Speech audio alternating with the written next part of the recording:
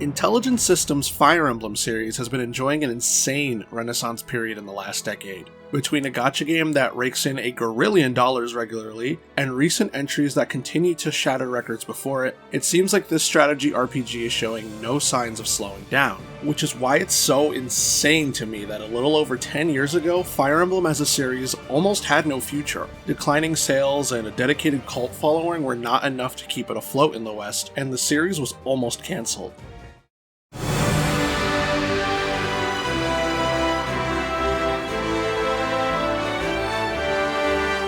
Fire Emblem's final shot at success came in the form of Fire Emblem Awakening, and Awakening would go on to become so successful and treasured that it's regularly cited as the game that saved the Fire Emblem series. Awakening is one of my favorite games, period, and it's an experience that has left such a lasting impact on me after all this time. Also, I'm going to be talking story spoilers in this video. If you haven't played Awakening yet, I'm going to be talking about the plot up until the halfway point, and there's going to be a dedicated section to it. There's going to be chapters and timestamps for the video as well, so if you want to skip ahead and go in completely blind, please be my guest. Let's explore just how Awakening challenged Fire Emblem's fate, ushering the series into the golden age it now enjoys.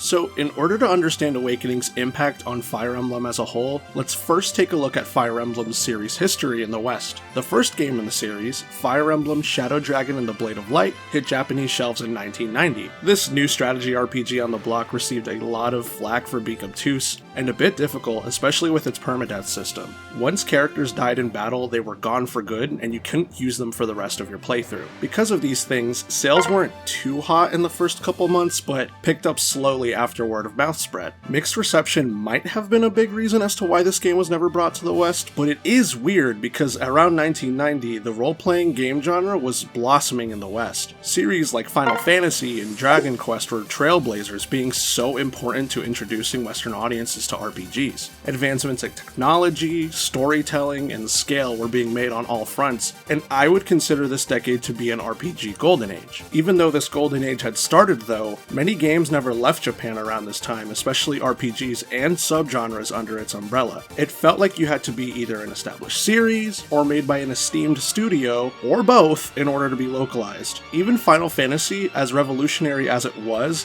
had games that weren't localized. RPGs are very massive and text-heavy, making localizations expensive, intensive efforts to produce. So, bringing over a game of this genre, of this scale, at this time of year, in this part of the country, localized entirely within your living room, would be a huge financial gamble. Can I play it?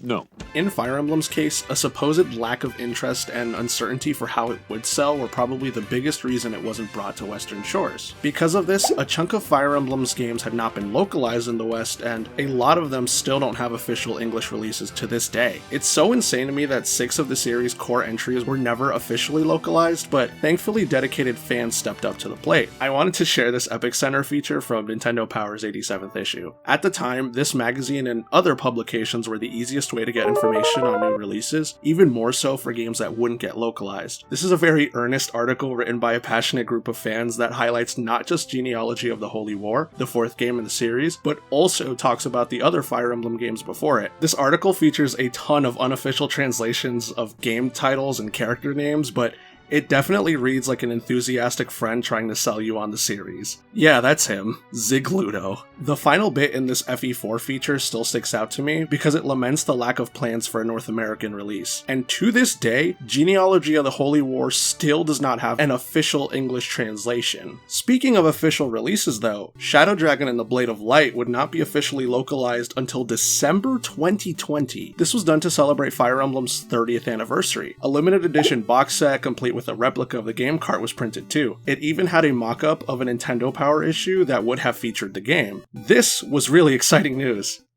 Until it wasn't.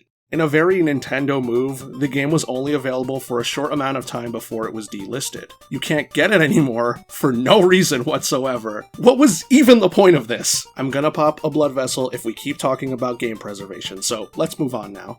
2001 would be one of the most important years in Fire Emblem series history. This is right when Masahiro Sakurai's darling Super Smash Bros. Melee came out. While not quite the juggernaut it was going to become in the modern day, Melee still helped move GameCubes like it's no one's business. GameCube controllers and CRT TVs would never be the same. The same goes for Fire Emblem as a series too, as Smash and Fire Emblem's destinies would become intertwined, starting with Melee. Marth and Roy, protagonists of the first and sixth games respectively, were to represent Fire Emblem in Melee's roster. Sakurai thought it was a no-brainer to include these two given that Fire Emblem was gaining steam in Japan at this point, having released 5 games. I think this was also a really good idea, as this would be the perfect opportunity to give it attention outside of its home turf. Smash has always been a celebration of video games, being a game that featured guest fighters from a bunch of different Nintendo series. The scale and importance of these crossovers would only get bigger as time went on. Popular characters make sense to include gaming trends at the time, but character representation for a niche series helps bring eyes to it globally. I've nicknamed this the Smash Effect. Another example of this can be seen with Shulk's inclusion in Smash 4. This brought a lot of attention to the Xenoblade Chronicles series once he was finally added to the roster. After Melee helped promote the series in the West, Fire Emblem games would finally be localized a couple years later. They didn't localize Shadow Dragon and the Blade of Light though,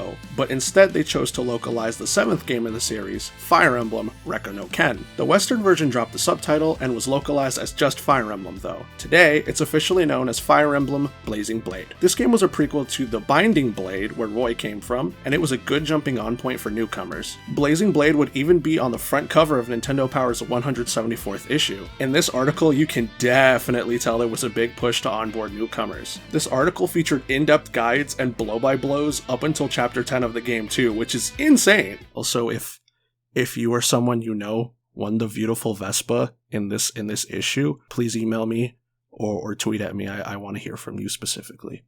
Thank you. Blazing Blade was received pretty favorably in the West, and there was proof that there was interest in the Fire Emblem series here.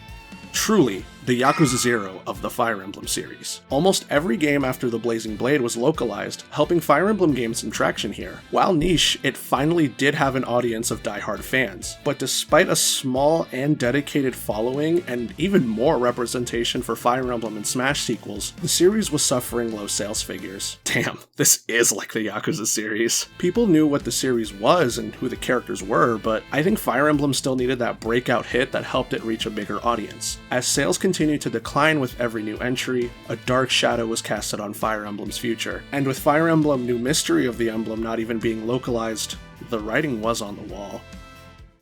And this brings us to Fire Emblem Awakening. Its development history is pretty interesting in hindsight. It's emblematic of the game's core themes actually. You look to the past for guidance, and you learn from it to save the future. While developing their new Fire Emblem game, the devs at Intelligent Systems were given some pretty grim news.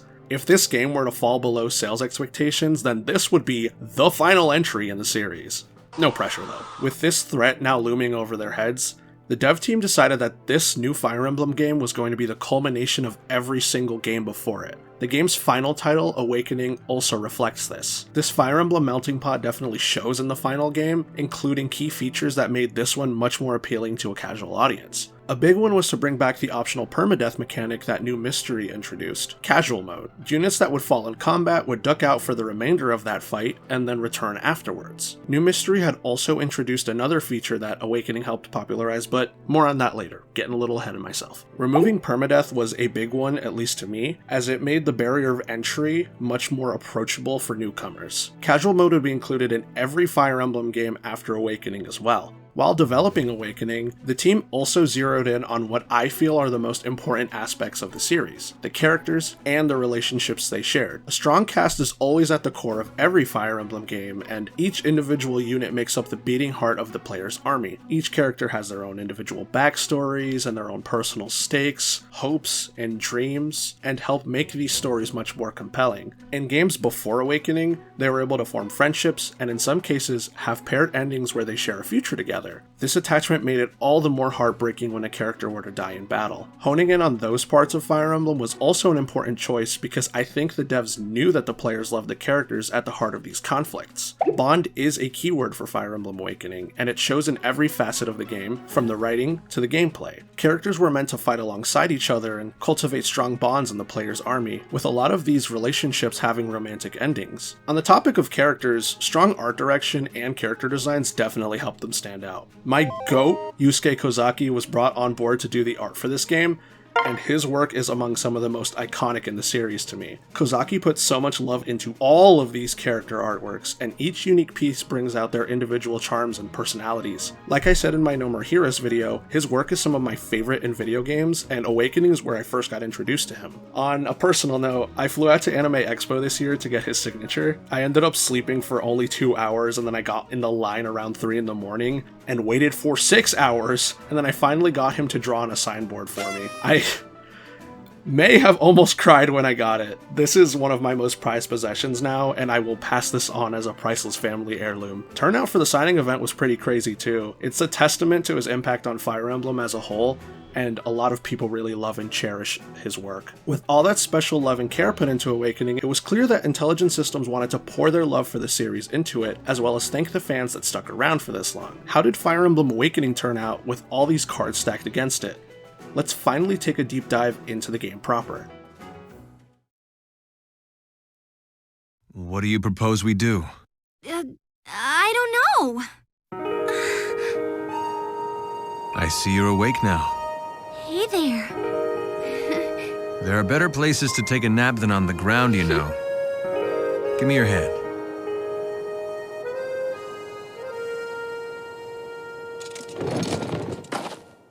Fire Emblem Awakening sees you step into the boots of the player's customizable avatar. Robin, as I'll call them the rest of the video, awakens in a field one day with no memories. Chrom, his sister Lissa, and Frederick find Robin sleeping there and decide to take them back to their home in Elise. These anime do-gooders, or the shepherds as they call themselves, tend to its sheep. As we'll come to find when they're under attack though, the shepherds are more than ready to throw hands. Robin helps call the shots in battle, only remembering being a tactician. On the way back home, the group encounters bandits, and even more troubling, undead soldiers that came out of a portal in the sky. Following behind them is a masked man calling himself Marth. Like the guy from Smash! Marth then saves Lissa from these risen, and this won't be the last time he'll be at the right place at the right time. Making it back to Elise's capital in one piece, we learn that Chrom and Lissa are its royalty, as is their sister Emerin. Emerin rules over Elise with a kind and inviting heart, and the girlies love her. Despite being royalty though, Chrom directly leads the shepherds to help protect Elise's peace. Elise now enjoys an era of peace that all true warriors strive for, but that peace is threatened by the neighboring nation of Pelagia. Pelagia's Mad King Gangrel keeps provoking Elise with very blatant acts of war. Together with the rest of the shepherds, Robin and the group seek help from other nations, and with a little luck, hopefully bring an end to the war that'll potentially break out between Elise and Pelagia. On the topic of Robin, the avatar feature is very important to Fire Emblem moving forward. It was first seen in its most basic form in Blazing Blade, and then New Mystery expanded on it. Awakening then helped flesh this out a bit more, and definitely popularized this feature. The player's avatar is a customizable character that serves as the player's gateway into Awakening's world, and is very important to creating that unique experience for them. While Robin did have a set personality, it was up to the player to name them, choose how they looked, and who they formed friendships with. Robin also has unique support conversations with every character in this game, and can even form romantic relationships with them, depending on which gender they picked. The avatar feature adds so much replayability to this game, and was very popular with its newfound audience. It was featured in some way, shape, or form in every game after Awakening too. Around the time Awakening released, I remember seeing people being very excited about the Robin feature. People enjoyed role-playing and creating original characters, and a big draw for me was hearing that you could make your own character and romance the others.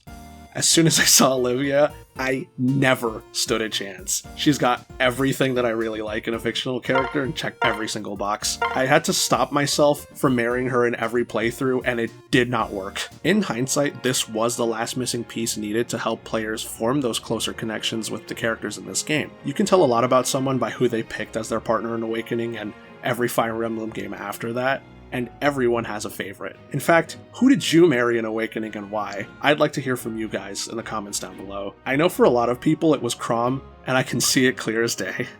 You are the wind at my back and the sword at my side. Together, my love, we shall build a peaceful world. Just you and me. Chrom is a heartthrob and a dreamboat. You are a liar and a coward if you don't admit to being swept up by his sincerity and unwavering trust. I know people who are madly in love with this man. He's a character I didn't really appreciate until way after my time with Awakening though. He's a bit brash and very reckless at the start, but you can tell he's got a heart of gold. Chrom trusts Robin right out the gate despite not knowing anything about their past, and it shows he has a willingness to help anyone in need. He's torn between his duty and what he thinks is right sometimes, and because of that, Chrom feels very human to me. He's a man driven by his own convictions, but the deep bonds he develops with his friends give him the strength to see those convictions through. Chrom and his personal journey are at the heart of Awakening, as well as the special relationship he develops with Robin. Regardless of the player's gender or whether or not they even decide to marry Chrom, you two become thick as thieves. As his right hand, you see him struggle, stumble, and succeed. He trusts you enough to command his whole army and frequently puts his life in your hands. These two are unbelievably married. Again, I do feel like being able to put yourself into this setting helps you form that tight connection with Chrom, and by extension, the Shepherds. Despite being an army, these people all feel like a close group of friends, and as you recruit more units, you get to know everybody in the group. Let me formally introduce you to my ragtag group of weirdos, or as I like to call it, my found family. We've got Chrom, our glorious leader, who apparently eats oranges with the wrapper. Gaius, a sweet-tooth thief who not only has nicknames for everyone in the army, but is the most likely to actually steal candy from a baby. Tharja, you can't fix her. And many, many more. The Shepherds are my favorite cast in Fire Emblem, just behind Tokyo Raw Sessions' Fortuna Entertainment Group. Woo! The TMS sweep! Let's go! Bonds are the strength of the Shepherds, and they gain strength in each other, both in narrative and gameplay. One of my favorite scenes in Awakening is an interaction that Robin and Chrom have when they reminisce on how far they've come, and I think it sums up the game's main themes very neatly. We're not pawns of some scripted fate. I believe we're more. Much more. There's something between us all. Something that keeps us together, like invisible ties connecting us, giving us strength.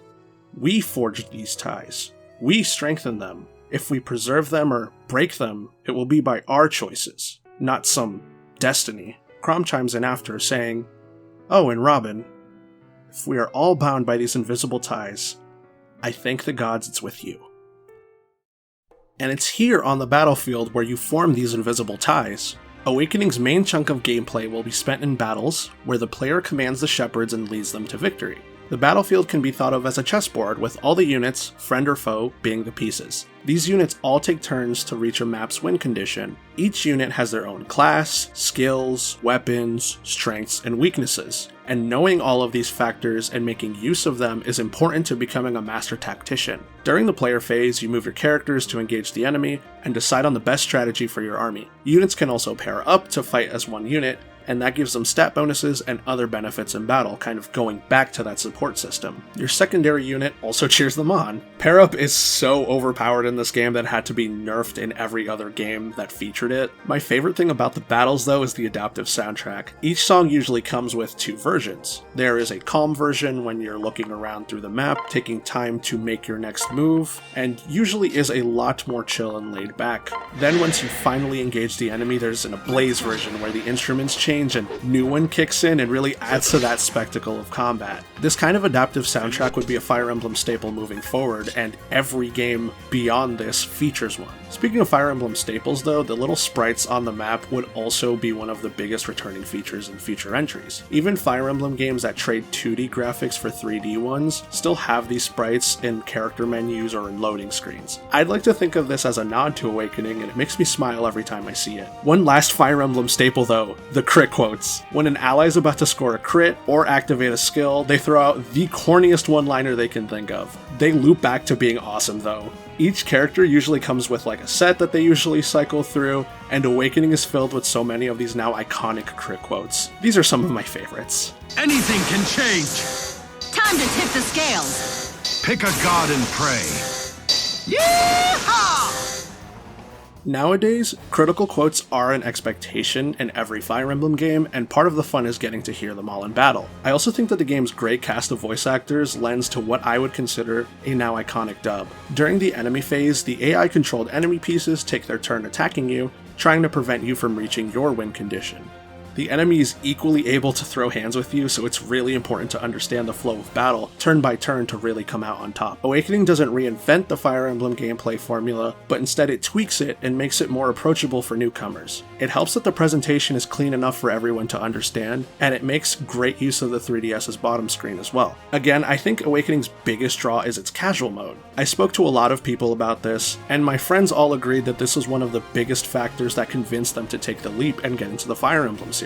Awakening isn't very hard by any means, but I think giving players the choice to experience it in their own way is extremely important. If you'd like to steamroll battles and enjoy the story, you can choose to grind and get insanely overpowered as early as Chapter 4 even. Awakening vets will definitely remember grinding for Gale Force, which is an insanely strong skill that lets a unit act again after defeating an enemy unit. For my Star Rail players, this is Seela's Resurgence skill. In a game where most of the win conditions are to defeat every enemy on the map, you can Gale Force sweep the enemy army before they even know what hit them. They balance it by locking it behind a class only a handful of female units can access though. If players are looking for a challenge, there's Classic Mode with Fire Emblem's staple permadeath mechanic, as well as higher difficulties that crank up the heat. Moving forward, tailoring the player's experience became a staple with Fire Emblem. Classic, casual, and additional difficulties became available, as well as more accessibility features for casual players. The more units fight together, the closer they become, unlocking extra conversations called supports. These support chains follow a short narrative arc where the two characters get to know each other a little more off the battlefield. Depending on the level of support these characters have together, they can give each other stat bonuses in battle. This gives the player a big incentive to not only pair units together, but also see what they have to say to each other. Supports have been in a lot of Fire Emblem games before this one, and Awakening is no different. What I think makes the support system very special here is Awakening's excellent localization, with extra special attention being given to the character dialogue. The devs went as far as to keep a lore bible handy with character traits in it. The writing in these supports can range from great to laugh out loud funny, and I think the character interaction is the biggest incentive to do it. A good support chain will tell you a lot about the characters in it as well as the world surrounding them, but a great support chain, at least to me, has two characters shooting the shit about nothing in particular or getting into cartoony hijinks together. Everyone's got a favorite support chain, and I really like Gaius and Sumiya support where they just try and get honey together. It's so goofy. Many of these supports can end romantically, and making your units kiss was a lot of fun. It adds another layer of replayability too, because the player can pair off different characters in a new run. You can also get in on this too, and the biggest decision for me in a new run was always who to marry next. It's Olivia. It's always Olivia, but this time it was Chrom. What I think also helped Awakening a lot was that these supports were filled with great dialogue that was very screenshotable. With Awakening getting very popular on social media sites like Tumblr and Twitter, the supports helped give it very strong word-of-mouth marketing. Being in these spaces at the time the game came out, seeing out-of-context screenshots for supports got me very interested in picking the game up, I'm not gonna lie to you guys. Again, the care put into making all of these characters unique, quirky, and memorable with strong personalities very much shows. The focus on the characters and their interactions were always at the heart of Fire Emblem, and this would not change in future games.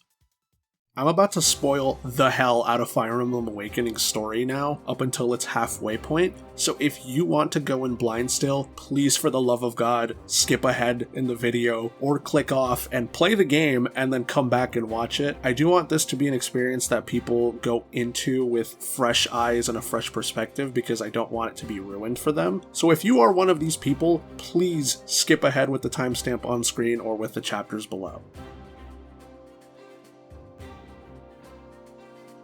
There's one thing that Awakening's opening premonition chapter does very well. It plants a seed of doubt in the player's mind. If bonds are the heart of this army, then where are those friends that we forged those bonds with?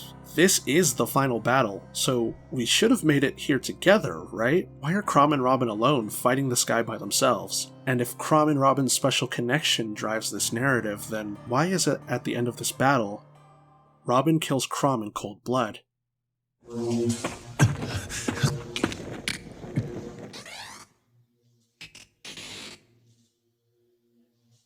This is not your your fault. Promise me you'll escape from this place. Please, go. Is this premonition of an unavoidable future yet to come? The answers will come as we progress with the story, with Marth being the key. As we travel from nation to nation getting help, Gangrel has been keeping very busy. His forces have been outright provoking Elise into war very deliberately. This is because Gangrel wants the Fire Emblem, Elise's sacred wish-granting treasure. Gangrel also wants revenge for what Elise's previous exalt did to him and Pelagia. Many years ago, they launched a crusade and both sides suffered heavy losses. Emran is more than willing to learn from the past and extend the olive branch, but Gangrel isn't.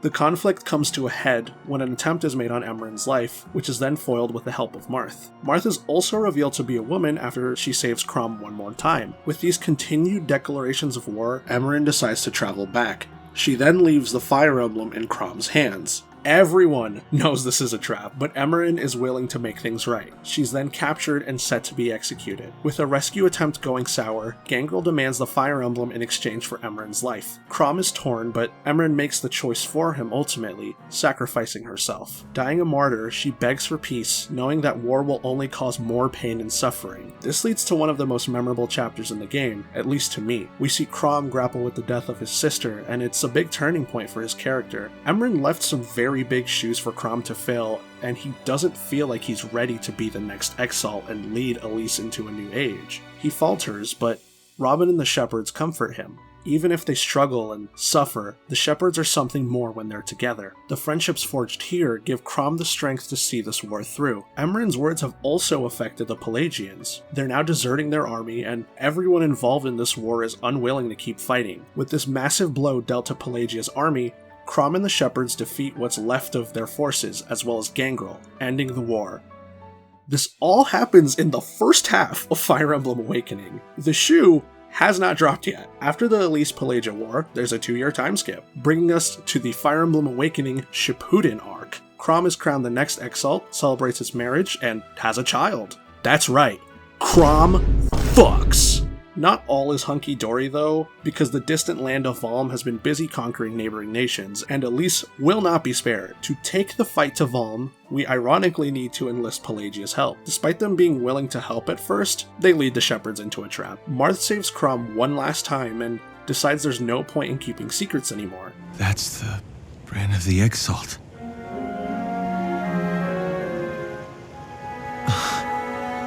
Lucina.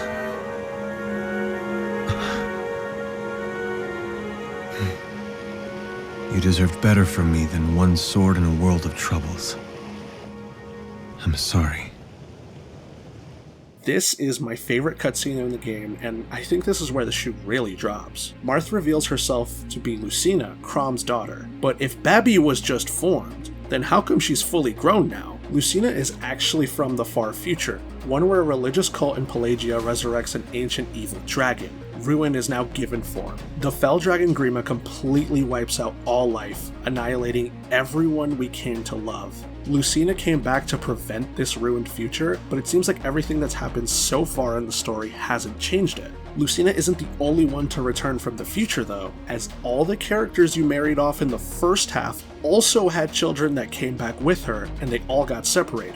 This is the big payoff to the support system, the future children. This is a wink to Genealogy's 2nd generation, and every child comes with the skills their parents had, their wedding rings, and a whole lot of trauma. You can also just do the goofiest shit with this, like pass on class or gender locked skills onto the children, like Gale Force to completely snap the game balance in half. My favorite thing about the child mechanic is that the mother will determine the child always, but the father is the one that passes on their hair colors, which lets you really experiment from playthrough to playthrough. They also pass on classes, and both of these things add an extra layer of replayability to Awakening. I just realized I fumbled the bag in this run. I could have made several look like Hatsune Miku if I paired Virion with Cordelia. What am I doing? We have to restart. Each child unit can also support with their parents and other units in this 2nd generation. The future children are also some of the most beloved New Age Fire Emblem characters, with Lucina being really popular, but my favorite is Owen, hands down. He fully believes he is this chosen warrior of destiny. He has a flair for the dramatic.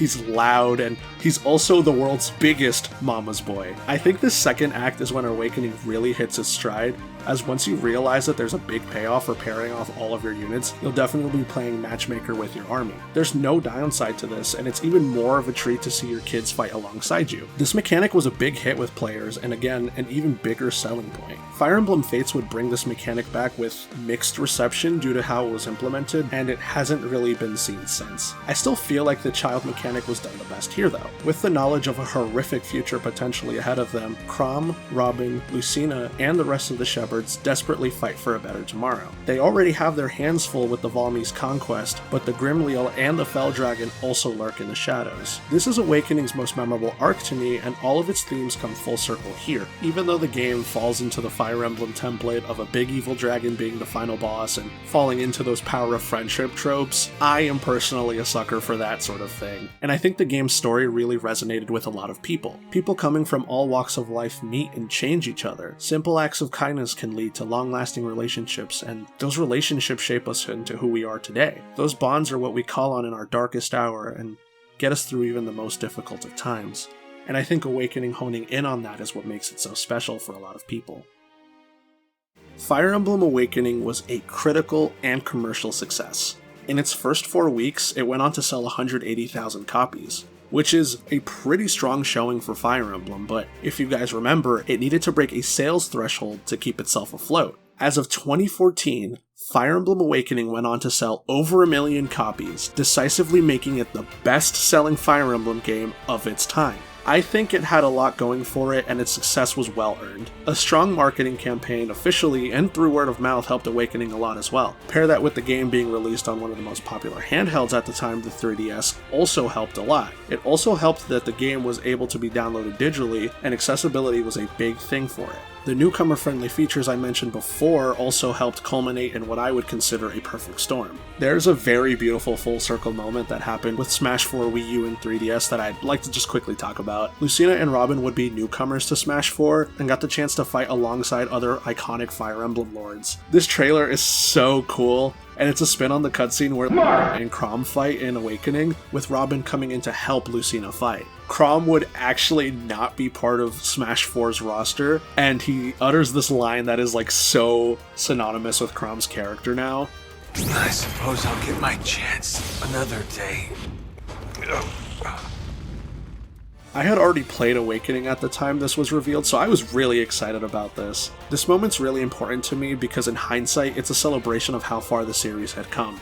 From being a niche strategy RPG that was kind of struggling to keep itself afloat, to being one of Nintendo's core pillars is like very difficult to not get emotional about. Awakening carved a path that all future Fire Emblem games would follow and cemented itself as a beloved entry in the series. It was seriously a trailblazer. Future Fire Emblem games would also have strong showings after it. Despite Fire Emblem Fates being a bit controversial, it improved and expanded on what made Awakening memorable, and it did pretty well for itself. First month sales figures would dwarf Awakening's, actually. Also, I think Fire Emblem Echoes is probably the most underrated out of the post-Awakening 3DS era of Fire Emblem games. I would actually recommend this one to newcomers as well, just because it is a remake of Fire Emblem Gaiden, the second game in the series, but also the remake does such a good job of introducing everything and all of these accessibility options that Fire Emblem Awakening did, and I don't think that it gets the praise that it deserves. Spin-offs with the cast of these games would be released, and it banked on previous successes of the series too. Tokyo Mirage Sessions Sharp FE, or as I like to call it, Peak Fiction, would not exist without Awakening, and that's truly a timeline I don't want to live in. A gacha game, Fire Emblem Heroes, was also released, using all the knowledge that Intelligent Systems learned in the last couple entries. There's a big emphasis on the characters, their interactions, and how much the players love them. Fire Emblem Heroes also uses skills, mechanics, and even sound effects from Awakening, which I find pretty nuts. Also, Yusuke Kozaki and other Fire Emblem artists would return to do art for the game. The player's summoner avatar also looks suspiciously like Robin, which I'm sure is an homage to Awakening. We also get alternate versions of these characters that we normally wouldn't see in their own games. For example, the Shepherds are dressed in holiday gear, or they're dressed for Valentine's Day, and Chrom and Robin are kissing. So thanks to Awakening, we do get a lot of really fun and interesting opportunities like that in Fire Emblem Heroes. The game also frequently rakes in like $1 bajillion and is surprisingly still going strong 6 years after it came out. Also, if we're talking about successful Fire Emblem games, Three Houses has done amazing for itself. As recently as December 2022, Three Houses has gone on to sell 4 million units, kind of eclipsing the rest of the series, which I find insane for Fire Emblem. In a way, it's kind of recreated Awakening's success in the West, and has also been a trailblazer in and of itself. Strong lore, an even stronger cast, amazing presentation and ease of access for new players, as well as excellent marketing helped bring in new players and old. Fire Emblem Engage also came out earlier this year and is a big celebration of Fire Emblem itself.